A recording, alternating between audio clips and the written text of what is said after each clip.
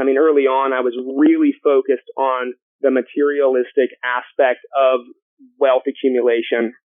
And I was really focused on being wealthy. I think a lot of times it's easy to get fixated on the numbers, but I think the main thing is to keep your priorities in line. And for me, that is faith, family, and then career.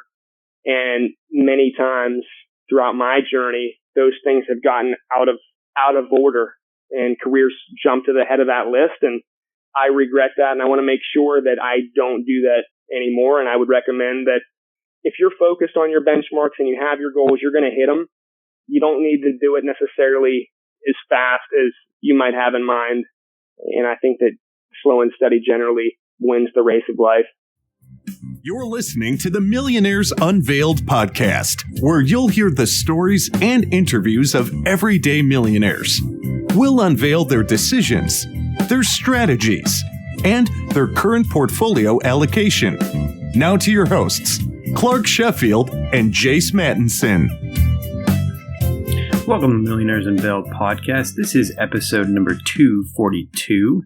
This week we have Seth. He has a net worth of $1.1 million, split between some rentals and other asset classes. Probably one of the youngest millionaires, if not the youngest millionaire that we have had on the show. So definitely looking forward to the interview with Seth. Last week we had Adam. He's a former accountant, financial advisor, and business owner. He has a net worth of $4.3 million, split between business, market, and real estate. Very similar to the guest we have this week with Seth. He's got quite the diversification. We had a great conversation with Seth this week.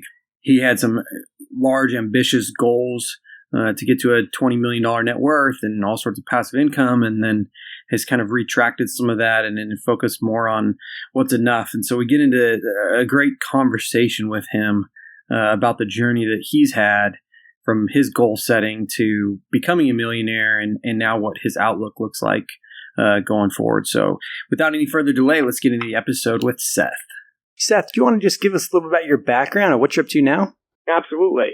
Just a quick overview of my background. I'm from a small town in western Pennsylvania.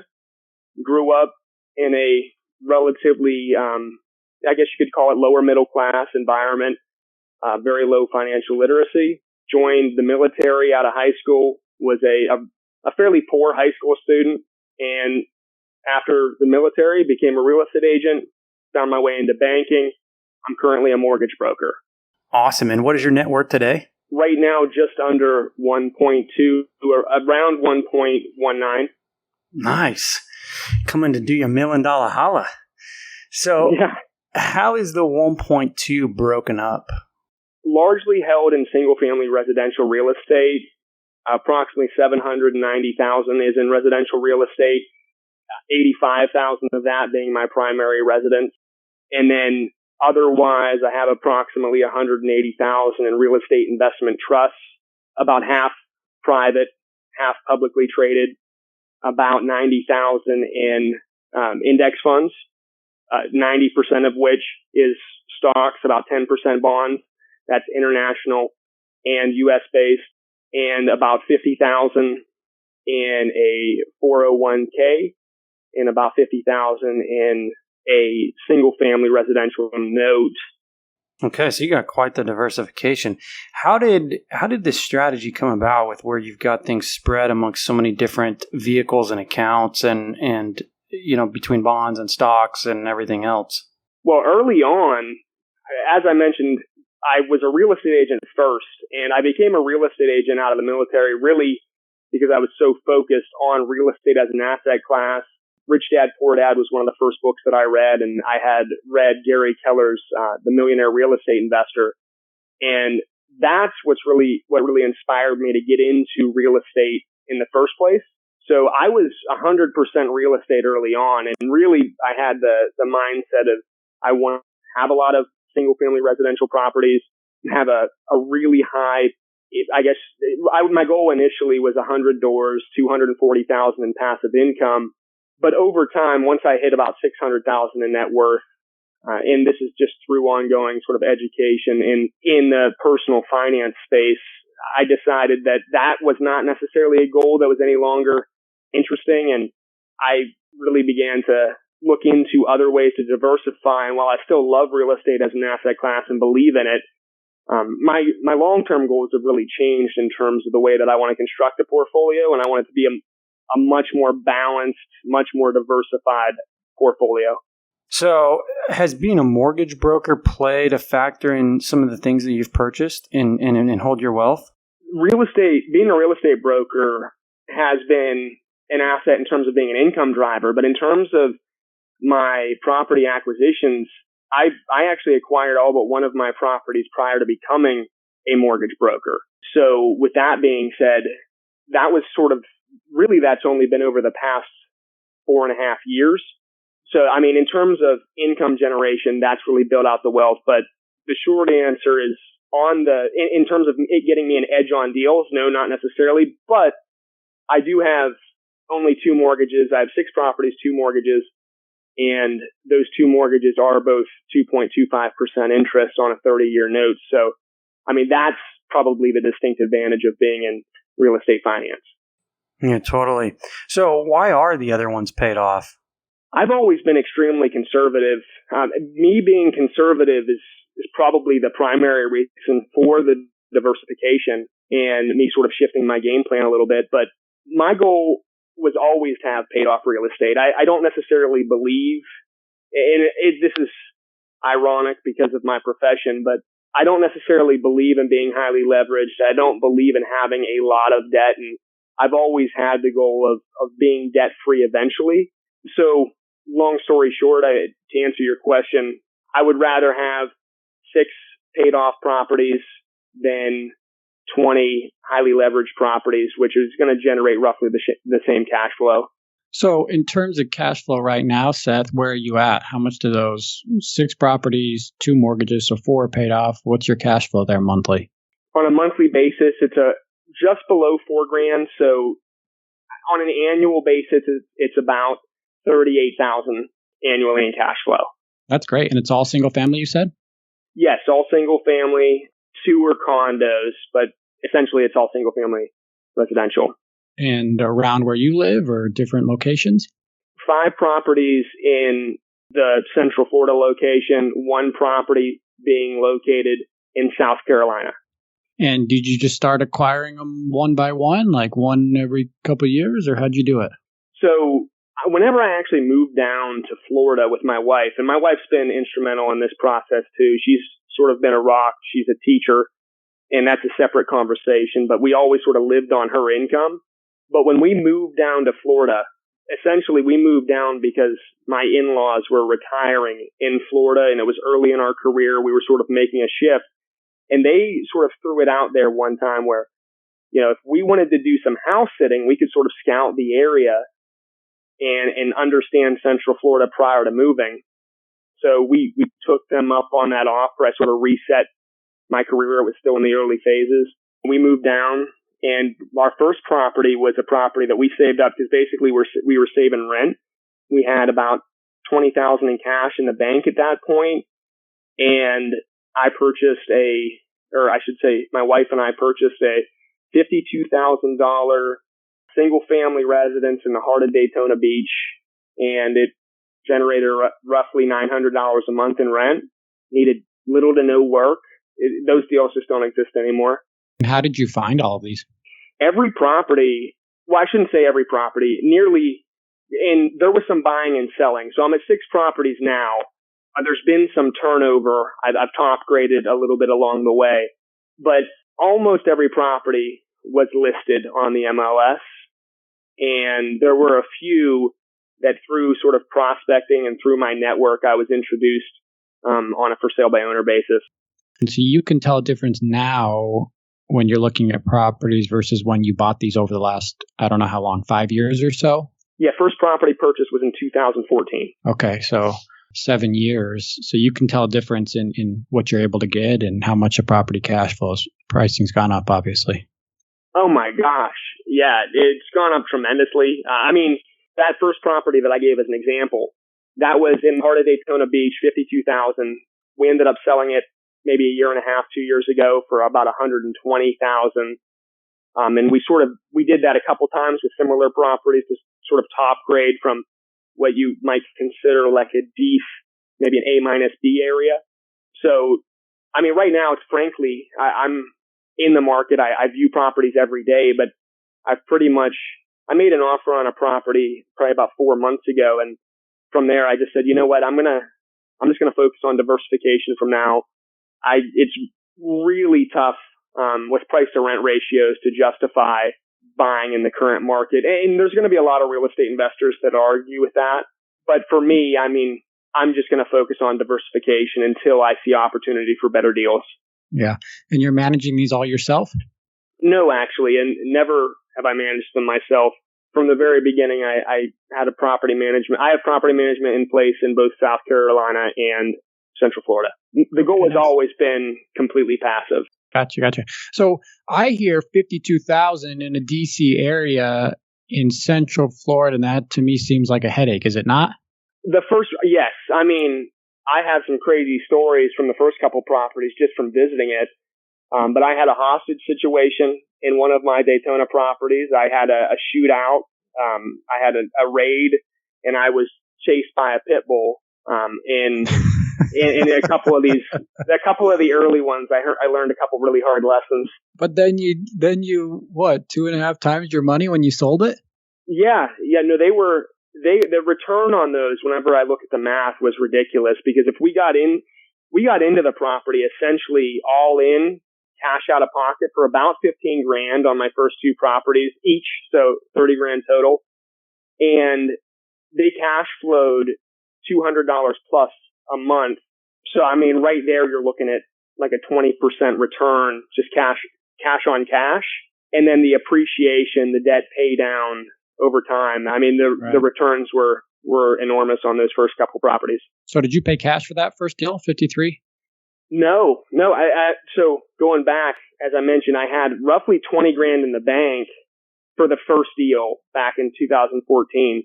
And basically we put $15,000 down, on a $52,000 property and financed the rest. This was when lenders weren't struggling in 2014, but the market in Central Florida was not fully out of the pit. So, there were a lot of lenders still dealing with those really low loans.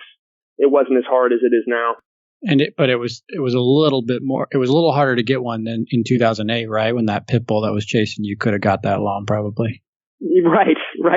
Yeah. Oh yeah, it was much tougher to qualify. We never had any trouble qualifying though. But I guess what I was trying to say is there were more lenders out there that were willing to lend really low amounts back then. Gotcha.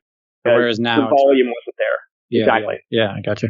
So having purchased these homes or condos in D and C class areas versus A and B class areas, what's your advice? Would you start with D and C? Is it worth the time and effort, or would you have just gone straight to the A and B if you could do this again, or when you buy homes in the future? Well, I know for myself, buying homes in the future, I will never buy anything less than a B minus property. And for a few reasons. At this stage, I'm more focused on a balance between appreciation and cash flow than I am pure cash flow.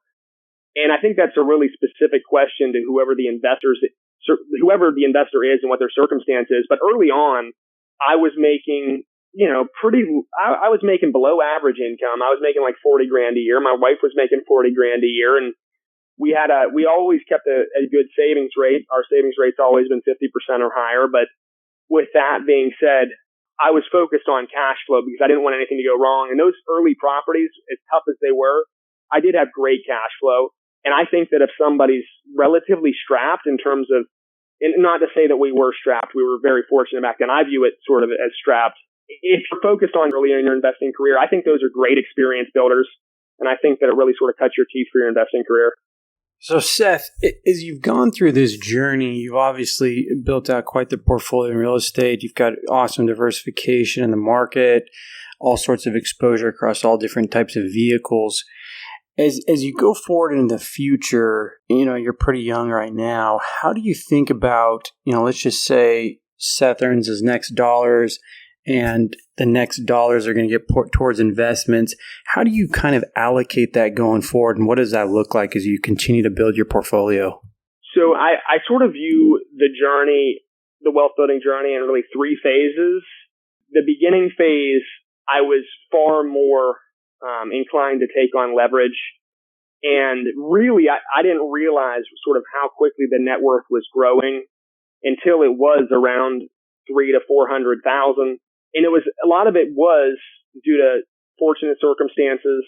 There was a lot of, I don't want to downplay my role in it, but, luck is definitely a factor. And I feel like I've been very blessed, but I was far more apt to take on leverage. I was far more likely to take on a lot of risk. And I was also risking just being solely focused on the real estate as an asset class. Whereas once I got to around 500,000, 600,000 in net worth, I sort of felt a transition to what I perceive to be the second phase, which I consider myself still in, which is sort of the diversification and the stabilization phase, where I realized that I wanted to build a portfolio that was more responsible, that was going to weather markets in market cycles better, and frankly was going to outperform, because real estate is a great asset class, but just having additional diversification, I feel is the right choice for me and for most people. And then that third phase, I view it sort of as the growth phase. The entire way, I'm not the active investor that's going to be really hands-on. The goal has always been to have a completely passive portfolio. So for me, it's always going to be indexes. I don't do any individual stock picking or anything like that, but I view the next phase after I hit sort of my next target, which I would say is in the ballpark of around 2 million. There's some flexibility there because I'm focused on some cash flow things as well as just the net worth number. But once I hit approximately that number and sort of hit a few metrics that I'm paying attention to, then I will probably just go straight into equity indexes and just allow that to sort of carry forward for the rest of my investing career. So at this point going forward, you're in terms of kind of this growth going from 1 to 2 million, are you primarily putting all your dollars now towards those index funds? Primarily, but I'm also heavily investing still in REITs. And part of the mindset behind why I'm investing the way that I am is that I want my passive income to hit right around my annual budget. And not just my annual budget, but sort of my anticipated end line annual budget, which is, the end game annual budget's somewhere in the ballpark of 80,000 annually. So I want to hit roughly 80,000 in passive income and then just stop investing in REITs and other types of investments altogether and just focus on growth at that point for tax efficiency and in performance. And I hope that answers the question. Yeah. So as I'm thinking about this and hearing you describe this, so going forward, you're essentially going to take the $4 or $5 grand you get from your rentals, and then you're going to take another $4 or $5 grand potentially from your index fund balance or portfolio. Is that accurate? So to get to your 80 grand? So to build it out, basically I'm going to optimize the 6 rentals that I have. So that will make up approximately 45,000 of that 80. Then there will be approximately 500,000 to 600,000 in REITs. So that will make up approximately that 30. I'm not counting any dividend income from the growth stocks or anything further or any other types of other income. That will be sort of like my income allocation. And then the rest is going to be essentially 90% stock, 10% bond indexes, and that'll just grow. I don't really ever anticipate on doing a drawdown for income purposes and sustenance purposes. Eventually, really the goal is after a certain age point, and really the entire way along the way, I want to make sure that I'm able to give and contribute in a meaningful way. Makes sense. So do you plan on retiring early then? Not necessarily, no. I do. You're going to hit this 2 million in like 2 years, right? Yes. So really for me, it's more about career transition than retirement. And where I'm at, I mean, I have a really demanding career in terms of the amount of time that I need to sort of be on and be present for my work. And that's never really been the goal. This has sort of been the vehicle that's taking me to the goal. And I mean, really the career transition that I see taking place and I'm, praying about it. I don't know for sure exactly what that career transition is going to be, but right now it feels like it's probably going to be teaching or something similar to teaching, whether that's middle school or whether that's, teaching personal finance or something in that realm is really the next phase of my career. And then that career I see being a career that I carry sort of into the traditional retirement age. So, Seth, being such a young millionaire, I've got to ask, what do you think has been key in allowing you to achieve, millionaire status at such a young age? Well, I mean, for me, the mindset is definitely a big part of it. My mindset has changed a lot, over the past 10 years. But mindset, work ethic and savings rate and support, I would say, are the four things that come to mind. And then I also have to add in that, it would be arrogant and foolish to not, sort of say privilege in there as well. Just being in the United States of America, for one, you're going to be affluent relative to the world standards. So I would say those five things. Yeah. So mindset, what does that mean? Well, so just to go back a ways, I mean, I mentioned in the intro that I was sort of raised in a lower middle income house. I grew up around really nobody understood finances in sort of between my parents. And for me, for whatever reason, my dad, who was not very financially literate, was actually a pretty poor example of how to handle your finances. It sort of motivated me to be the opposite. Whenever I was 12, he gave me the book, Rich Dad, Poor Dad. And even back then I was an avid reader, but up until I got the book, Rich Dad, Poor Dad, I was sort of a reader of fiction. Once I got that book, I actually don't know if I've maybe read a handful of fiction books since, but I've pretty much been a nonfiction reader. And, I've really just steadily, since really even being 12, I got my first job at 12. So really, I'm young by traditional standards, but I've been working for about 20 years. From then on, I just sort of continued to learn and focus on my goals. And early on, my goals were, as I mentioned, I wanted 100 units. I wanted 240 annually in passive income. I wanted an eventual net worth of 20 million. And that was sort of really what I was focused on. And it was really all about the financial targets and all about the sort of materialistic, I would say, immature goals. And then as I got married and had a daughter and grew in my faith, I realized that that's not really what I was sort of focused on. But I learned enough along the way to understand how to build wealth, and really that anything that you really set your mind to, you can accomplish. Yeah, thanks for sharing. So as he gave you that book, you said you were 12 years old when you received Rich Dad, Poor Dad? Yes. So is that how the interest in money started, or where did you, I think, I don't know which way it goes more often. If someone comes from a family that has, I guess, bad financial habits, we could say either they do the same thing or they want to get out. It's probably split. But was there a turning point, or how did you take it? Are your siblings the same way? Did they want to do this, make the same good decisions, I guess? That's an interesting question. I hadn't thought about it as much with my siblings. So just real quick, I have 4 siblings. I'm the oldest, and I'm the only sibling though of my 2 parents. Between my parents, there were a few divorces. I was a high school baby, and my parents got remarried and divorced again fairly early. And I would say that there was a lot of financial struggles, a lot of trouble with debt that I witnessed. And getting my first job at 12 was actually after God bless her, but my mother's second divorce. It was more out of necessity to sort of support myself and help around the house than anything else. And I guess that sort of planted a seed in me that I never wanted to experience. I never wanted to experience that kind of financial hardship again. And I never wanted my future family, the family that I have currently, to deal with that kind of experience financially. So I think that's where it sort of came from. Yeah, well, good for you. And congrats, obviously, on the success, especially at such a young age here. So in the intro, before we started recording, when we were talking, you mentioned stewardship.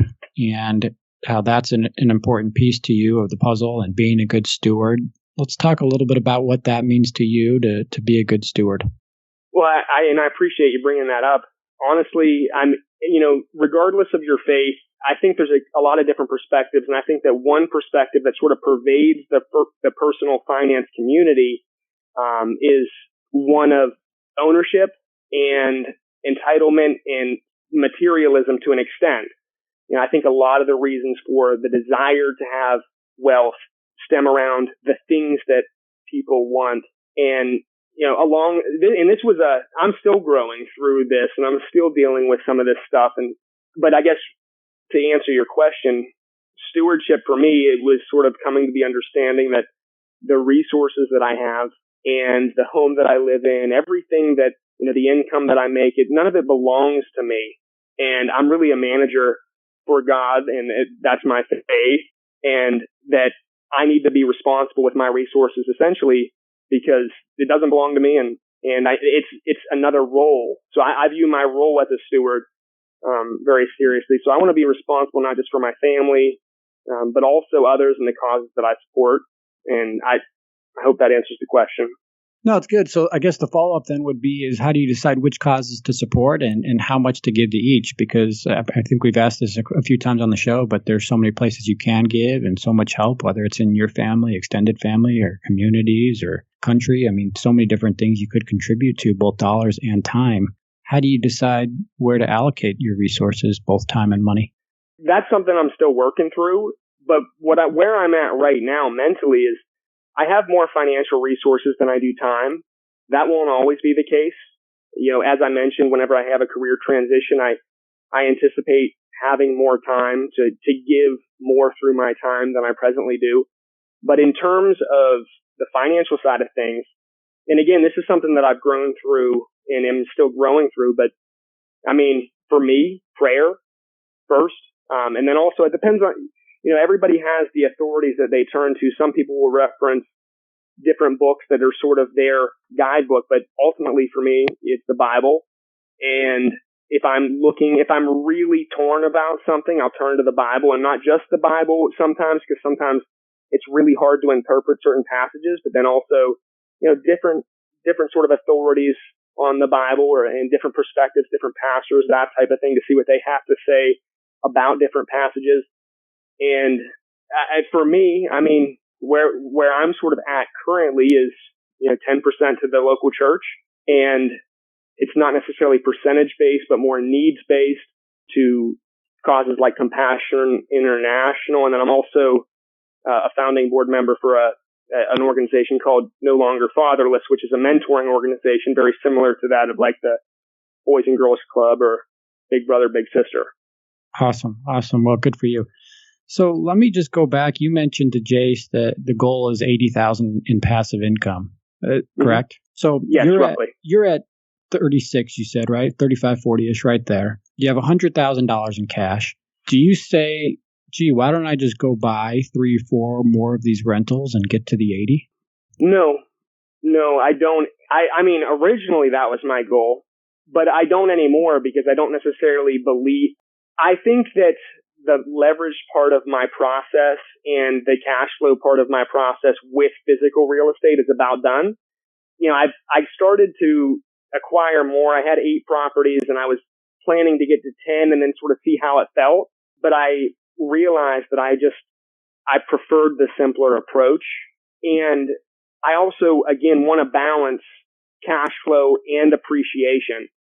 And also cash flow and diversification with other asset classes. So for me, moving forward, while I could go out and get that $80,000 with just physical real estate, and it's actually my area of expertise, so I'd be able to do it fairly easily. I'm sort of taking what I perceive to be the slow and steady approach and get there by sort of following the plan that I really thoughtfully sort of put together about building that out through REITs, which are completely passive, both private and publicly traded, and then just allowing the other stuff to grow the net worth. And I think that over time, that'll be viewed as a wise decision in retrospect.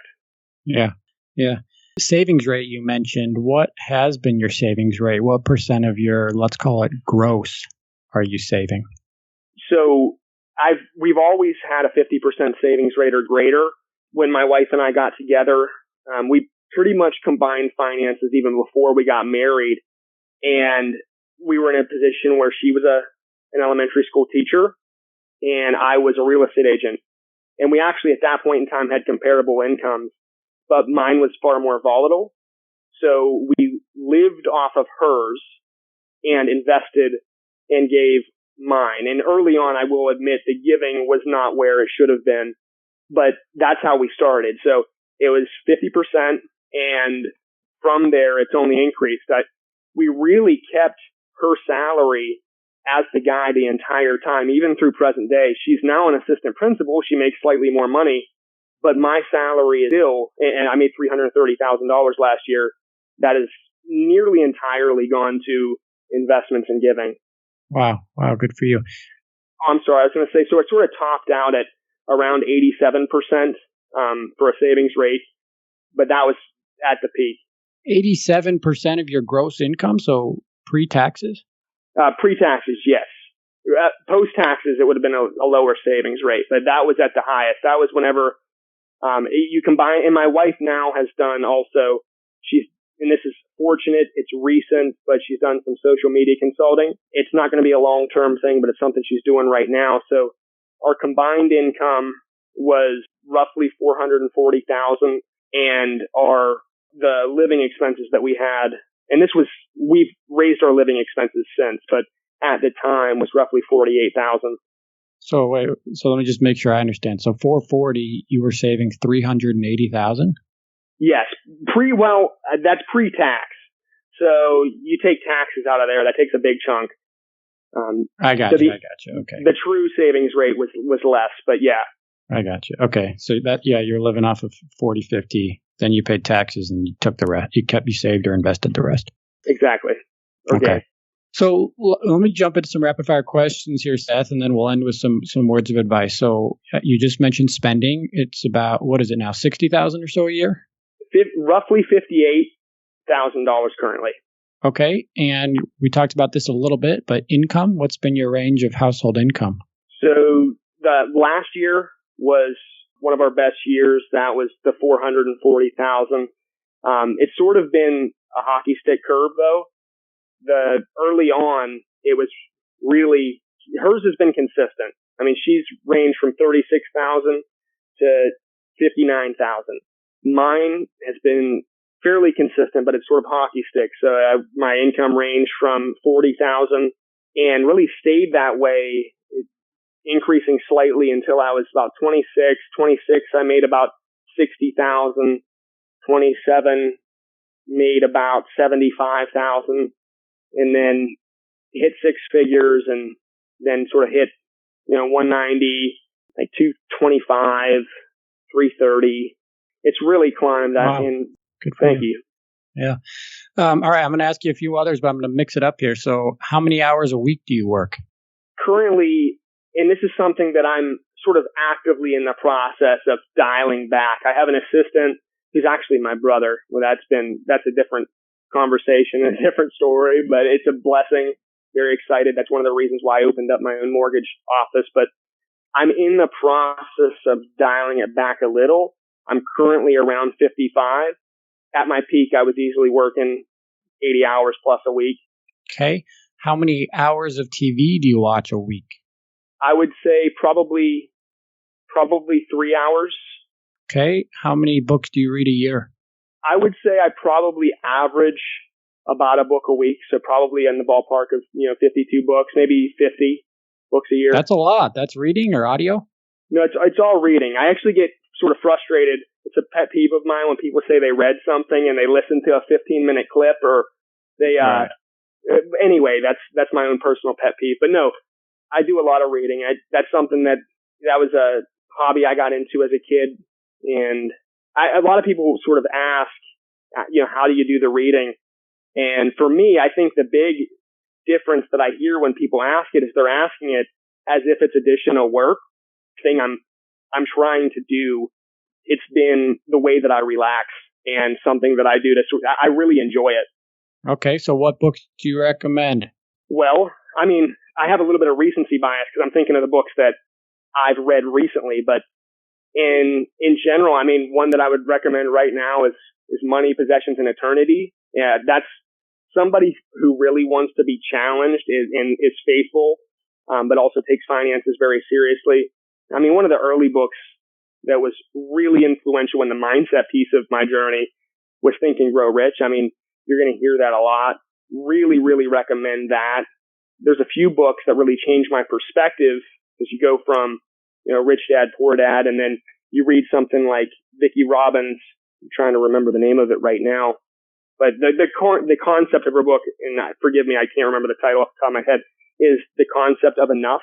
And it's a well-known personal finance book. The name's escaping me. Yeah. How many times do you exercise a week? 6.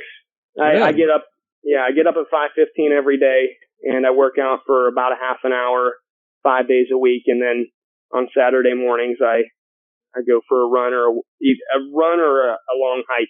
Awesome. So just in closing here, Seth, what have been some of the mistakes you've made, and what advice would you give to somebody? So in terms of mistakes that I made, I mean, big picture, I think that it was early on focusing on the wrong things and having my priorities out of line.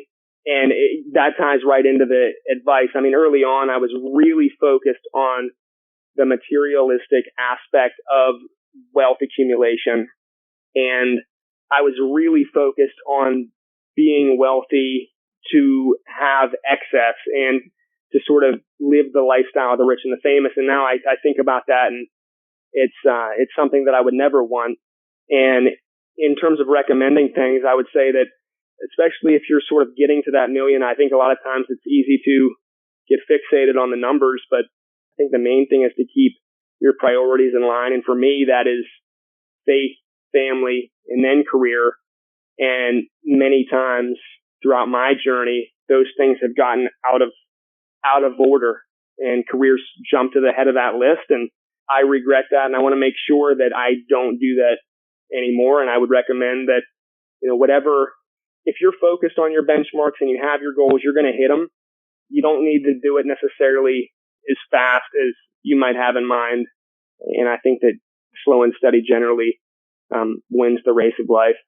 Well, thanks so much, Seth. Everybody, that's Seth, net worth of just over 1.1 million, young millionaire, right? So thanks for coming on. Thanks for sharing your story. We appreciate it.